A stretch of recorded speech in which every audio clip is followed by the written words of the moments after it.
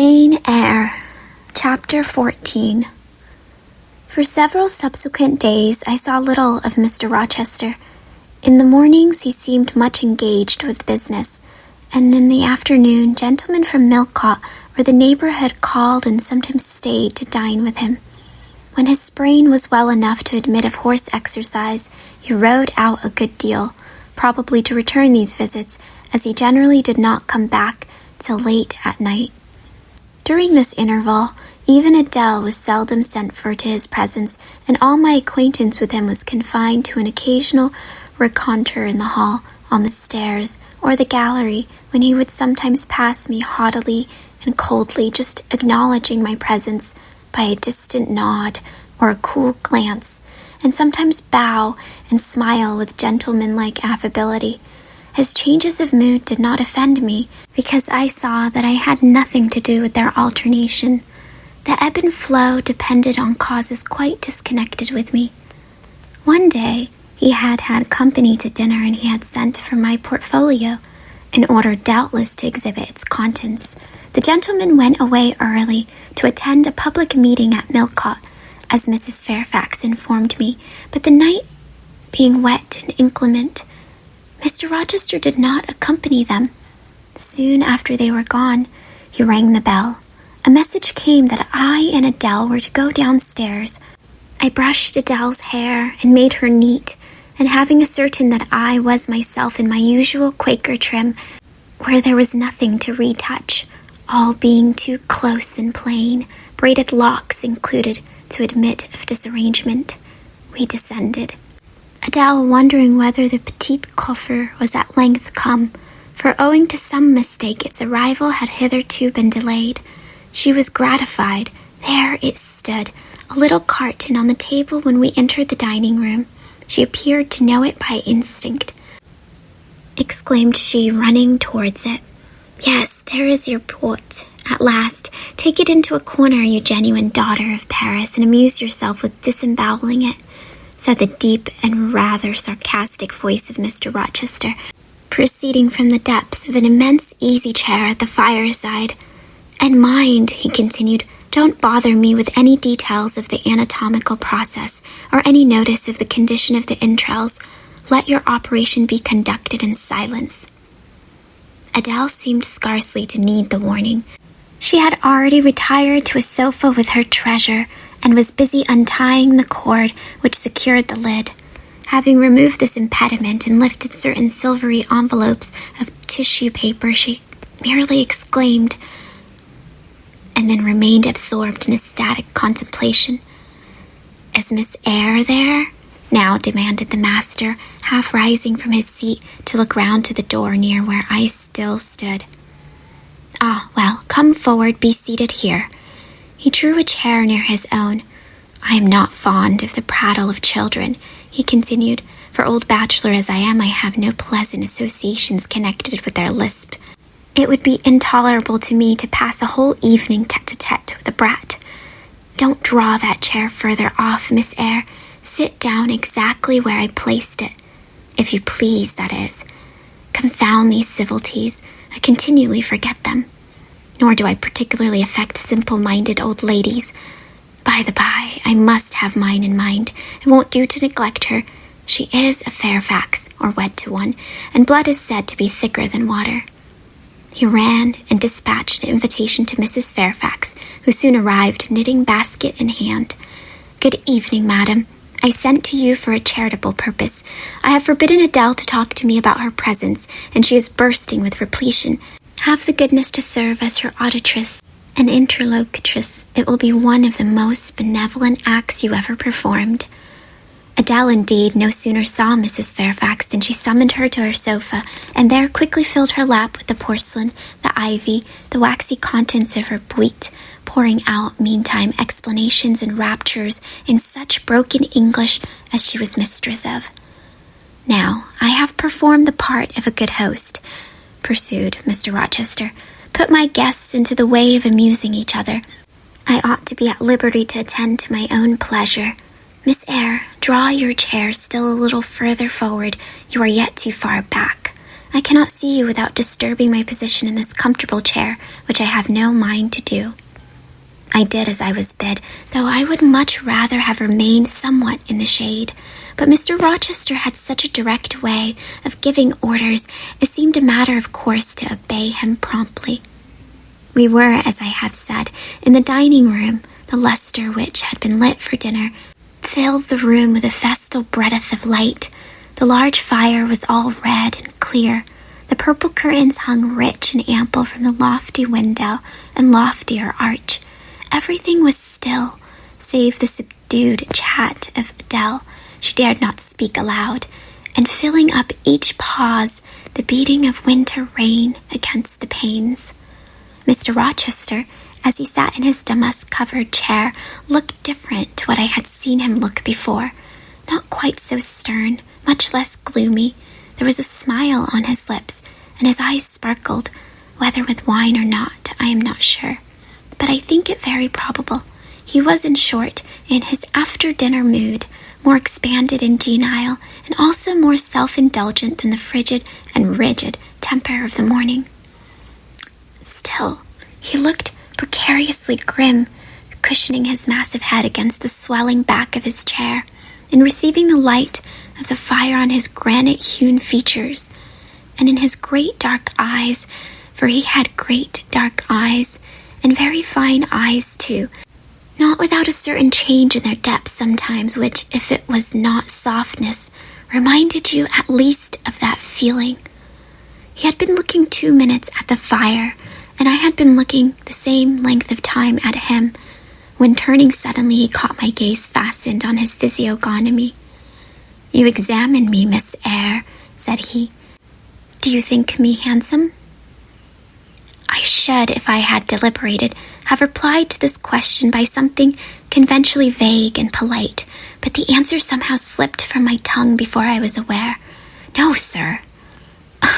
"By the word, there is something singular about you," said he. "You have the air of a little nonette, quaint, quiet, grave, and simple, as you sit with your hands before you, and your eyes generally bent on the carpet, except, by the by, when they are directed piercingly to my face, as just now, for instance, and when one asks you a question or makes a remark to which you are obliged to reply, you rap out a round rejoinder which, if not blunt, is at least brisk. What do you mean by it?" "Sir, I was too plain. I beg your pardon. I ought to have replied that it was not easy to give an impromptu answer to a question about appearances, that tastes differ, that beauty is of little consequence, or something of that sort." "You ought to have replied no such thing. Beauty of little consequence, indeed. And so, under pretense of softening the previous outrage, of stroking and soothing me into placidity, you stick a sly penknife under my ear. Go on. What fault do you find with me, pray? I suppose I have all my limbs and all my features like any other man." "Mr. Rochester, allow me to disown my first answer. I intended no pointed repartee. It was only a blunder." "Just so. I think so. And you shall be answerable for it. Criticize me.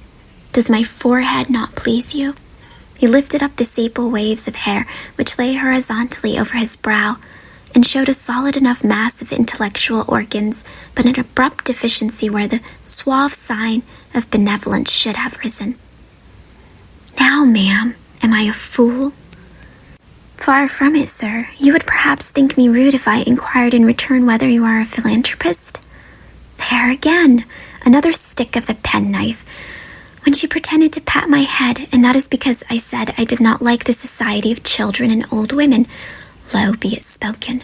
No, young lady, I am not a general philanthropist, but I bear a conscience."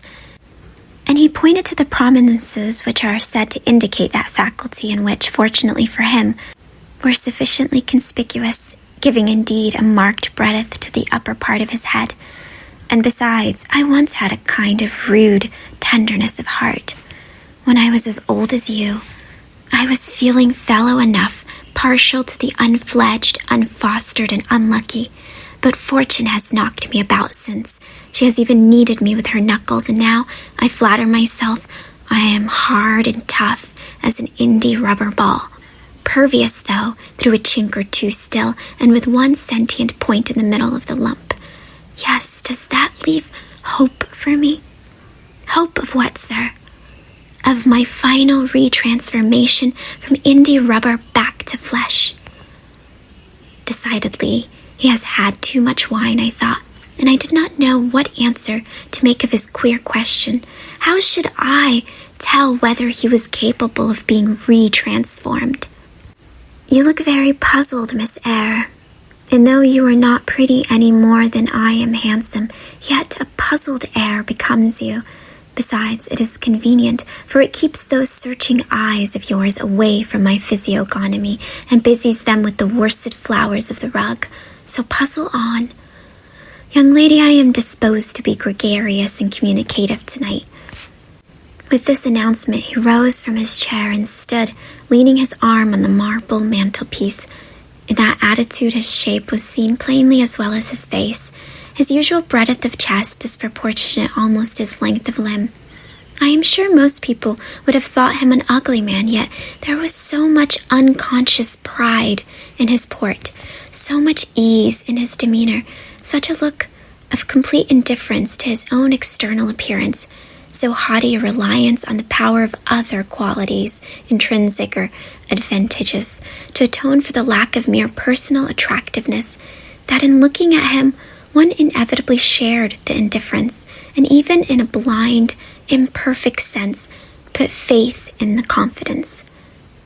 I am disposed to be gregarious and communicative tonight, he repeated, and that is why I sent for you. The fire and the chandelier were not sufficient company for me. Nor would Pilate have been, for none of these can talk. Adele is a degree better, but still far below the mark. Mrs. Fairfax, ditto. You, I am persuaded, can suit me, if you will. You puzzled me the first evening I invited you down here.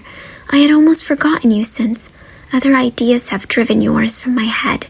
But tonight I am resolved to be at ease, to dismiss what importunes and recall what pleases. It would please me now to draw you out, to learn more about you, therefore speak. Instead of speaking, I smiled, and not a very complacent or submissive smile either. Speak, he urged. What about, sir? Whatever you like, I leave both the choice of subject and the matter of treating it entirely to yourself. Accordingly, I said nothing. If he expects me to talk for the mere sake of talking and showing off, he will find he has addressed himself to the wrong person, I thought. You are dumb, Miss Eyre. I was dumb still. He bent his head a little towards me and with a single hasty glance seemed to dive into my eyes. Stubborn, he said, and annoyed. It is consistent. I put my request in an absurd, almost insolent form. Miss Eyre, I beg your pardon. The fact is, once for all, I don't wish to treat you like an inferior.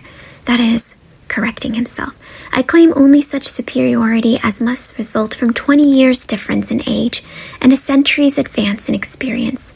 This is legitimate. And it is by virtue of this superiority and this alone that I desire you to have the goodness to talk to me a little now and divert my thoughts, which are galled with dwelling on one place, cankering as a rusty nail. He had deigned an explanation, almost an apology. I did not feel insensible to his condescension and would not seem so. I am willing to amuse you if I can, sir, quite willingly, but I cannot introduce a topic, because how do I know what will interest you? Ask me questions, and I will do my best to answer them. Then in the first place, do you agree with me that I have a right to be a little masterful, abrupt, perhaps exacting, sometimes on the grounds I stated, namely that I am old enough to be your father, and that I have battled enough a varied experience with many men of many nations and roamed over half the globe, while you have lived quietly with one set of people in one house? Do as you please, sir. That is no answer, or rather, it is very irritating, because, and a very evasive one, reply clearly. I don't think, sir, you have a right to command me, merely because you are older than I, or because you have seen more of the world than I have. Your claim to superiority depends on the use you have made of your time and experience. Promptly spoken. I won't allow that, seeing that it would never suit my case, as I have made an indifferent, not to say a bad, use of both advantages. Leaving superiority out of the question, then, you must still agree to receive my orders now and then, without being piqued or hurt by the tone of command. Will you? I smiled. I thought to myself, Mr. Rochester is peculiar. He seems to forget that he pays me £30 per annum for receiving his orders. The smile is very well, said he, catching instantly the passing expression, but speak too. I was thinking, sir, that very few masters would trouble themselves to inquire whether or not their paid subordinates were piqued and hurt by their orders. Paid subordinates? What, you are my paid subordinate, are you? Ah, yes, I had forgotten the salary. Well then, on that mercenary ground, will you agree to let me hector a little? No, sir, not on that ground, but on the ground that you did forget it, and that you care whether or not a dependent is comfortable in his dependency. I agree heartily. And will you consent to dispense with a great many conventional forms and phrases without thinking that the omission arises from insolence? I am sure, sir, I should never mistake informality for insolence, one I rather like, the other nothing free-born would submit to, even for a salary. Humbug. Most free-born will submit to anything for a salary. Therefore, keep to yourself and don't venture on generalities of which you are intensely ignorant. However, I mentally shake hands with you for your answer, despite its inaccuracy, and as much for the manner in which it was said as for the substance of the speech. The manner was frank and sincere. One does not often see such a manner. No, on the contrary, affectation or coldness or stupid coarse-minded misapprehension of one's meaning are the usual rewards of candor. Not 3,000 raw schoolgirl governesses would have answered me as you have just done. But I don't mean to flatter you. If you are cast in a different mold, to the majority it is no merit of yours. Nature did it. And then after all, I go too fast in my conclusions. For what I yet know, you may be no better than the rest. You may have intolerable defects to counterbalance your few good ones. And so may you, I thought. My eye met his as the idea crossed my mind. He seemed to read the glance and answering as if its import had been spoken as well as imagined. Yes, you are right, said he. I have plenty of faults of my own. I know it, and I don't wish to palliate them, I assure you. God wot, I would not be too severe about others. I have a past existence, a series of deeds, a color of life to contemplate within my own breast, which might well call my sneers and censures, from my neighbors to myself. I started, or rather, for like other defaulters, I like to lay half the blame on ill fortune and adverse circumstances, was thrust on to a wrong tact at the age of 21, and have never recovered the right course since. But I might have been very different. I might have been as good as you, wiser, almost as stainless. I envy you your peace of mind, your clean conscience, your unpolluted memory. Little girl, a memory without blot or contamination must be an exquisite treasure, an inexhaustible source of pure refreshment, is it not? How was your memory when you were 18, sir? All right, then. Limpid, salubrious. No gush of Blige water had turned it to a fetid puddle. I was your equal at 18. Quite your equal. Nature meant me to be, on the whole, a good man. Miss Eyre, one of the better end, and you see I am not so. You would say you don't see it. At least I flatter myself. I read as much in your eye.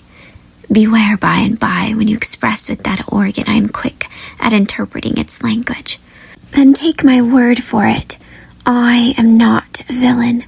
You are not to suppose that, not to attribute to me any such bad eminence, but owing, I verily believe, rather to circumstances than to my natural bent. I am a trite, commonplace sinner, hackneyed in all the poor, petty dissipations with which the rich and the worthless try to put on life. Do you wonder that I avow this to you? Know that in the course of your future life, you'll find yourself elected the involuntary confidant of your acquaintances' secrets. People will instinctively find out, as I have done, that it is not your forte to tell of yourself, but to listen while others talk of themselves. They will feel, too, that you listen with no malevolent scorn of their indiscretion, but with a kind of innate sympathy, not the less comforting and encouraging because it is very unobtrusive in its manifestations. How do you know? How can you guess all this, sir? I know it very well. Therefore, I proceed almost as freely as if I were writing my thoughts in a diary. You would say I should have been superior to circumstances, so I should. But you see, I was not. When fate wronged me, I had not the wisdom to remain cool. I turned desperate. Then I degenerated. Now, when any vicious simpleton excites my disgust by his paltry ribaldry, I cannot flatter myself that I am better than he. I am forced to confess that he and I are on a level. I wish I had stood firm. God knows I do. Dread remorse when you are tempted to err. Miss Eyre, remorse is the poison of life. Repentance is said to be its cure, sir. It is not its cure. Reformation may be its cure, and I could reform. I have strength yet for that, But where is the use of thinking of it, hampered, burdened, cursed as I am? Besides, since happiness is irrevocably denied me, I have a right to get pleasure out of life, and I will get it, cost what it may. Then you will degenerate still more, sir. Possibly. Yet why should I, if I can get sweet, fresh pleasure, and I may get it as sweet and fresh as the wild honey the bee gathers on the moor? It will sting. It will taste bitter, sir.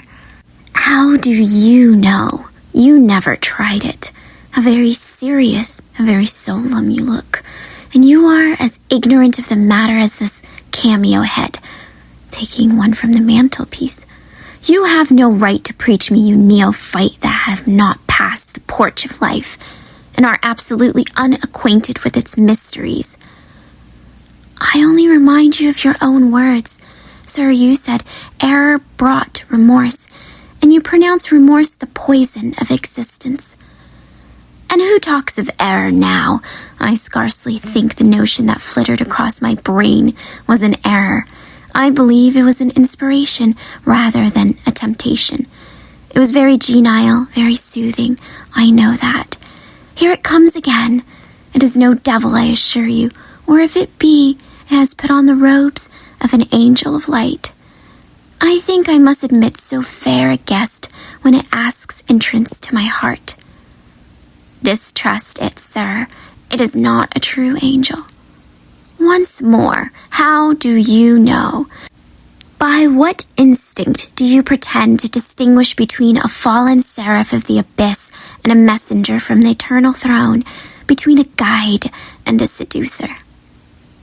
I judged by your countenance, sir, which was troubled, when you said the suggestion had returned upon you. I feel sure it will work you more misery if you listen to it. Not at all. It bears the most gracious message in the world. For the rest, you are not my conscience keeper, so don't make yourself uneasy. Here, come in, bonny wanderer. He said this as if spoken to a vision, viewless to any eye but his own. Then folding his arms, which he had half extended, on his chest, he seemed to enclose in their embrace the invisible being. Now, he continued, again addressing me, I have received the pilgrim, a disguised deity, as I verily believe. Already it has done me good. My heart was a sort of charnel. It will now be a shrine. To speak truth, sir, I don't understand you at all. I cannot keep up the conversation because it has got out of my depth. Only one thing I know. You said you were not as good as you should like to be, and that you regretted your own imperfection. One thing I can comprehend. You intimated that to have a sullied memory was a perpetual bane. It seems to me that if you tried hard, you would in time find it possible to become what you yourself would approve, and that if from this day you began with resolution to correct your thoughts and actions, you would in a few years have laid up in a new and stainless store of recollections to which you might revert with pleasure. Justly thought, rightly said, Miss Eyre, and at this moment I am paving hell with energy. Sir, I am laying down good intentions, which I believe durable as flint. Certainly my associations and pursuits shall be other than they have been. And better? And better. So much better. As pure ore is then foul dross. You seem to doubt me. I don't doubt myself. I know what my aim is and what my motives are, and at this moment I pass a law, unalterable, as that of the Medes and Persians, that both are right. They cannot be, sir, if they require a new statute to legalize them. They are, Miss Eyre, though they absolutely require a new statute. Unheard of combinations of circumstances demand unheard of rules. That sounds like a dangerous maxim, sir, because one can see at once that it is liable to abuse. Sentientious sage, so it is, but I swear by my household gods not to abuse it. You are human and fallible. I am, so are you. What then? The human and fallible should not arrogate a power with which the divine and perfect alone can be safely entrusted. What power? That of saying of any strange, unsanctioned line of action, let it be right. Let it be right. The very words you have pronounced them. May it be right, then, I said, as I rose, deeming it useless to continue a discourse which was all darkness to me, and besides, sensible that the character of my interlocutor was beyond my penetration, at least beyond its present reach, and feeling the uncertainty, the vague sense of insecurity which accompanied a conviction of ignorance. Where are you going? To put Adele to bed, it is past her bedtime. You are afraid of me because I talk like a sphinx. Your language is enigmatical, sir, but though I am bewildered, I am most certainly not afraid. You are afraid. Your self-love dreads a blunder. In that sense, I do feel apprehension. I have no wish to talk nonsense. If you did, it would be in such a grave, quiet manner. I should mistake it for sense. Do you never laugh, Miss Eyre? Don't trouble yourself to answer. I see you laugh rarely, but you can laugh very merrily. Believe me, you are not naturally austere, any more than I am naturally vicious. The Lowood constraint still clings to you somewhat, controlling your features, muffling your voice, and restricting your limbs, and you fear in the presence of a man, and a brother, or father, or master, or what you will, to smile too gaily, speak too freely, or move too quickly. But in time, I think, you will learn to be natural with me, as I find it impossible to be conventional with you. And then your looks and movements will have more vivacity and variety than they dare offer now. I see at intervals a glance of a curious sort of bird through the close-set bars of a cage. A vivid, restless, resolute captive is there. Were it but free, it would soar cloud high. You are still bent on going?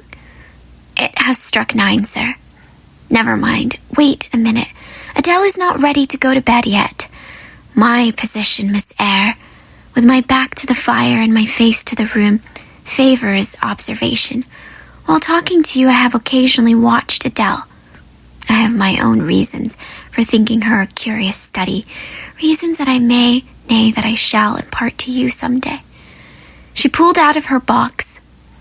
About 10 minutes ago, a little pink silk frock rapture lit her face as she unfolded it. Coquetry runs in her blood, blends with her brains, and seasons the marrow of her bones. Cried she and rushed out of the room. She is now with Sophie, undergoing a robing process. In a few minutes she will re-enter, and I know what I shall see. A miniature of Celine Varens as she used to appear on the boards at the rising of... But never mind. However, my tenderest feelings are about to receive a shock. Such is my presentiment. Stay now to see whether it will be realized.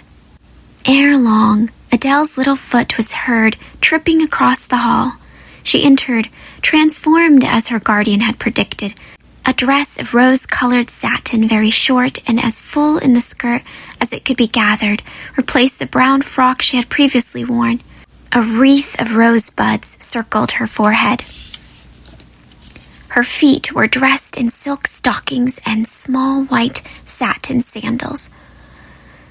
She bounding forwards and spreading out her dress, she tessied across the room till, having reached Mr. Rochester, she wheeled lightly round before him on tiptoe, then dropped on one knee at his feet, exclaiming, "Precisely," was the answer.